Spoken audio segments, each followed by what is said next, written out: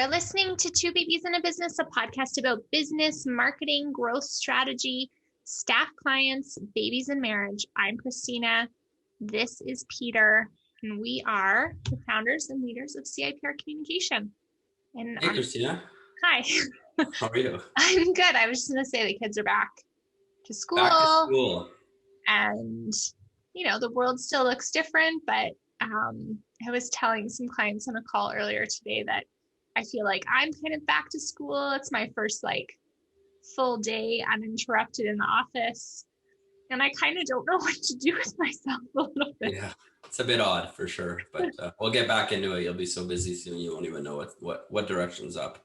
Well, literally my entire week is already booked. Yeah. Which is awesome. I'm excited about it, but it really, trial by fire, I guess, just throwing it back into it. Speaking of trial by fire, what are we talking about today? Well, we're officially on our third kind of series of podcasts now. So we talked a lot about building our business, which was exciting. We just finished up talking about marketing strategy, which I'm hoping everyone who's listening has sharpened their pencils and created their marketing strategy along with us. And I think a topic that kept coming up was budget. Yeah.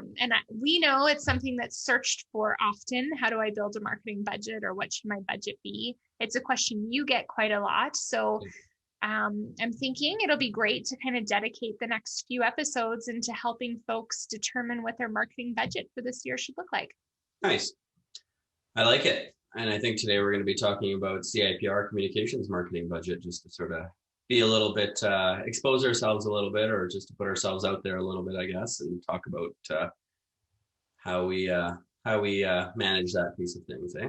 Yeah, and I think this is where we really end up relating to our clients well, because if you take out the marketing communications agency part of things, we are a business that is trying to run as well, and we have services that we sell, and we need to stand out in a crowded marketplace. There seems to be freelancers and all sorts of folks popping up, so we need to differentiate. So I think it's great to start with a little bit of an example on what we've learned, and then get down into the, I guess, spreadsheets.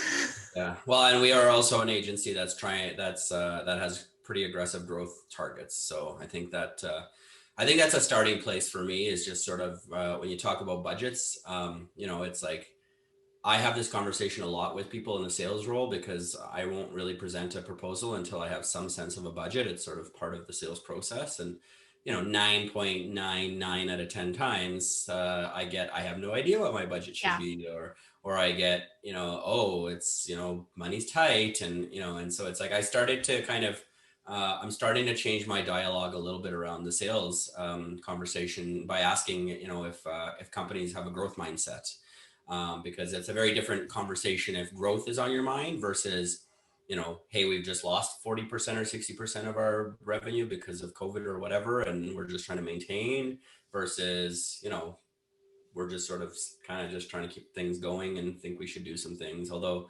I think a lot of people, when you talk to in a sales role, are probably not being all that honest with you when it comes to the budget conversation also, right? Because they're trying to negotiate as low as possible, and that's their kind of starting point. So right away you get all these kind of like, well, it's tight, there's not much money out there. But I was reminded by somebody actually recently in a sales training that I went through with, where if you're solving somebody's problem, then somehow the money becomes a priority and they find a way to get there. So it's an interesting conversation from a sales perspective always. Yeah. And I feel like, if you are having a conversation with a marketing agency, I think people sometimes think it's like this last card on the table, like, oh, I don't want them to know the budget. Yeah. So they can just come back to me with whatever.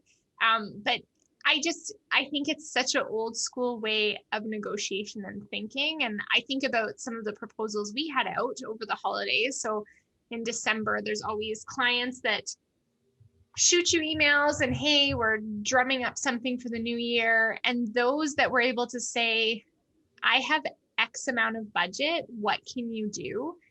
those are people that we were able to create great proposals for. Yeah. And, you know, it's middle of the month, first month of the year, and we're already starting to execute.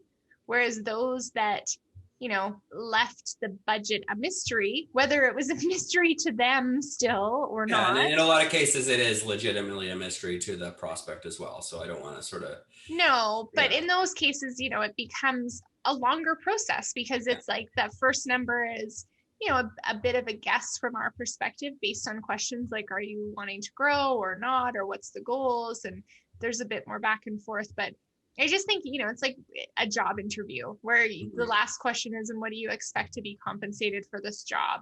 Right. And if you're not prepared to answer that, at least with a range, I feel like people love to default to a range, then you're generally not going to be blown out of the water by the offer that comes back to you. So, I mean, I think from that perspective, knowing that budget is so important. And then I'll put it back on me. It's like when you became a part of CIPR and we did this together, marketing was kind of really on your mind, not so much on my mind, because we know that kind of my mindset at the time was just about working, not necessarily about growth. But I couldn't answer that question. Like, you would come to me with like, what is our budget for marketing? And I just put it back on you, going like, I don't know, you tell me.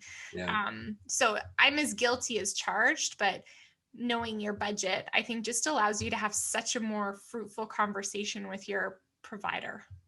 Yeah. And I'll just say that before we actually get into CIPR's budget, I mean, we did a poll, kind of a poll, not a formal poll, but not a scientific poll, but we had our call center call around and talk to about 25 people in December, different business people, business owners and marketing managers. And we asked a bunch of questions. And one of the questions was, you know, how much percentage of revenue do you spend on marketing? And then the other kind of interesting, I'm just going to correlate a couple of the questions. So one was what's the percentage of revenue you spend on marketing? Another question we asked was, you know, here's a series of words to describe kind of marketing, anywhere from, you know, marketing doesn't work and it's a waste of money to, you know, marketing is something, it's an evil you need to do. But we're not sure what results it produces, to sort of on the other end of the spectrum is like, you know, my business wouldn't be where it is today without marketing. Right. And the interesting thing I'll say about that is that there was the correlation I drew from those two questions was everybody that said that they spend 2% of their gross revenue on marketing also said that marketing is like a necessary evil, but they don't see the value in it. Versus everybody who said they spend like 7 or 8% on marketing, their answer was, marketing, my business wouldn't be where it is today without marketing. So I think there's a really big correlation between sort of budget and success and or perception of success. And I think the message to me, and I mean, I'm going to be pretty bold, pretty straight up about this, is like most businesses don't spend enough money on marketing at all. And I would say probably if you look at a bell curve, you know, it's probably like on the one end of the bell curve, there's businesses that spend almost nothing. And then on the other end of the bell curve, there's businesses that spend a lot. And in the middle, there's sort of the people that spend somewhere in the middle of nothing and a lot. And unfortunately, I think the people that spend somewhere between nothing and a lot and are in the middle, their results are probably somewhere kind of in the middle as well. And so what I'm saying is that I think the people that spend the most on marketing or spend a lot of money on marketing and communications are the ones that see the most results. And I actually saw, sorry, I'm kind of rambling a little bit, but I was at a presentation once where I saw some stat, and it was like, I can't remember exactly, but it was like the top 200 companies in the world spend more on Google advertisements than the next like 50,000 combined or something like that. Like it was some staggering number, you know what I mean? And it was just like, like these big brands that are so successful, it's like they're successful for a reason. And they invest in their own growth, right? And so anyways, let's talk about CIPR now. No, I think all of that's good. And I'd like to dedicate a whole episode to kind of the notion of marketing as an investment, not as a cost. Because I think for years, and even me and my personality and looking at, okay, money in and out, it's so easy to view marketing as a cost. And I think there are still days where sometimes I do view it as that. Yeah.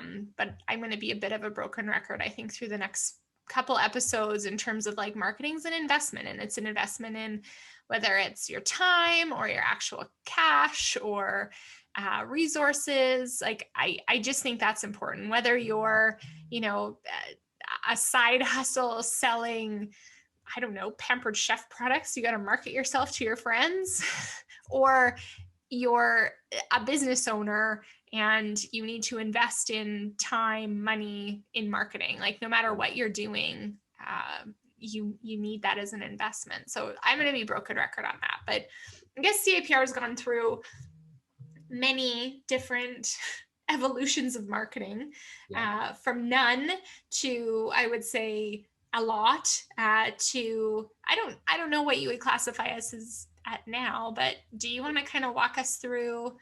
You are our internal champion of the find, which is something that is important to us. So finding that new business. So how do you kind of look at marketing holistically for CIPR? So I actually look at marketing kind of in really two ways, and I really think about it as outbound marketing and inbound marketing. And so outbound marketing is really us actively reaching out to people. And right now, this may shock a lot of people, but our outbound marketing efforts is actually us using a call center. And that kind of seems weird. Hey, you're a marketing agency, but you're using a call center. But the reality is, in our industry, because we're competing against other marketing agencies, Google ads are expensive. It's a very competitive field because everybody in our industry is doing it. So, and we've used other outbound methods before, and we'll probably go back and forth and switch a little bit. But right now, the call center is working for us, and frankly, it's maybe other agencies aren't using it, and so it might make us stand out a little bit.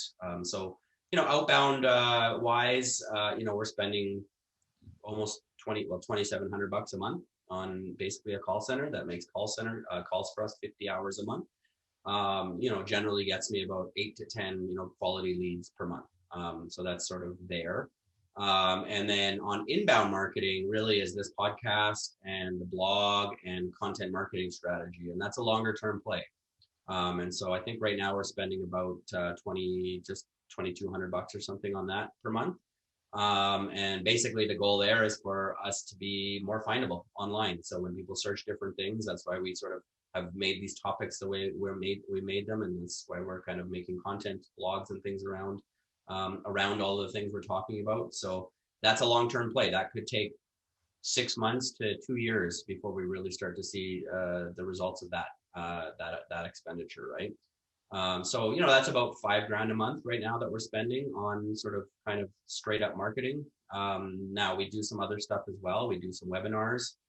So that's got an internal cost, but that's just us doing it. Although we use marketing automation software right now that costs us about $300 US a month. So, all in, I bet you we're $7,000 a month in marketing, which is a pretty big number at the end of the day. That's probably,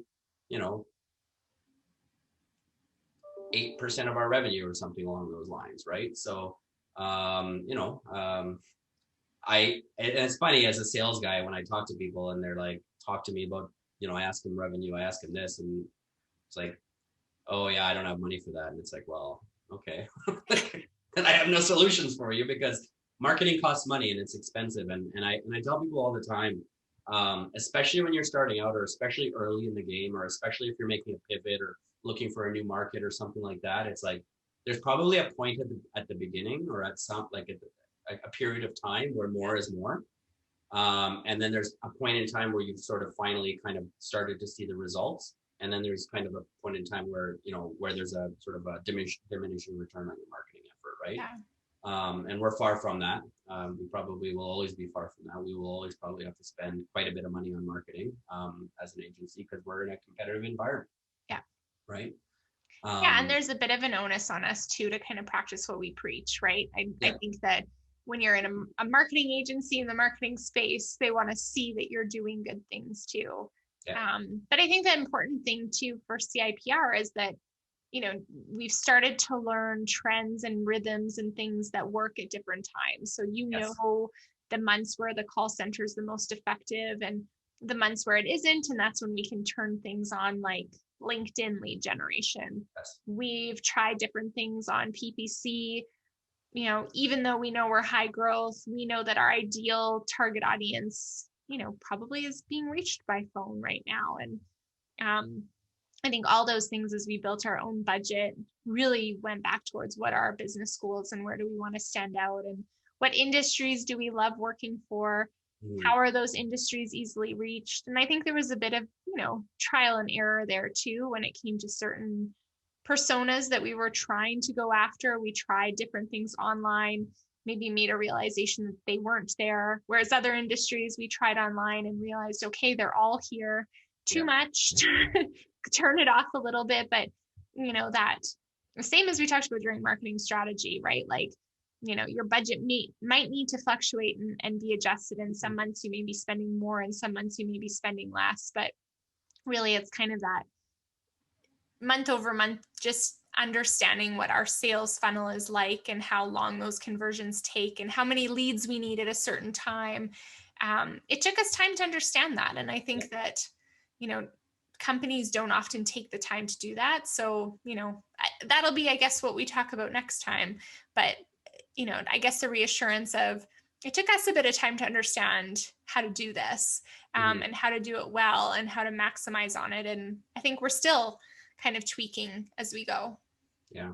And I think since we're coming to kind of a conclusion here, I'll leave everybody with one thought, is that if you're not going to spend enough on a certain effort, then probably don't bother at all. And I'm going to give you an example as a client of ours that, you know, I did some research for him, and he wanted to do a pay-per-click campaign on Google. And I did the research on, and it's a very competitive industry. And I said, you need to spend a minimum of, you know, $2,700, $3,000 a month to see a result. And he was like, no, that's crazy. I want to spend $1,000. And, you know, reluctantly, we agreed, which I actually was a mistake on my end. So I just won't agree next time, because we agreed, and, you know, yes, he got some leads. Yes, he got some sales, but the numbers weren't nearly enough. Yeah. And then a few months later, I finally convinced him to spend the right amount of money. And it was just like, he couldn't keep up. His phone was off the hook. It was working perfectly. Right. So there is a point, and the numbers are the numbers. And that's the other thing people need to understand, is that, like, hey, if it's this much per click, it's this much per click, and that's just the industry you're in. And so you need to understand that and not try to, you know, spend less because you're not going to see a result. And that's probably the worst thing. And then you're going to say marketing doesn't work. It's true. I feel like this is going to be an interesting next few episodes, because this is like our longest time we've talked about something to date. So thank you for continuing to listen on, everyone. But like, there's a lot to uncover when you're talking marketing budgets. So hopefully this will help people kind of ground themselves, whether you're a business owner or a marketing manager, just understanding kind of how to approach it and how to have the right conversations with either agencies or with your boss. Exactly. Till next time. Till next time.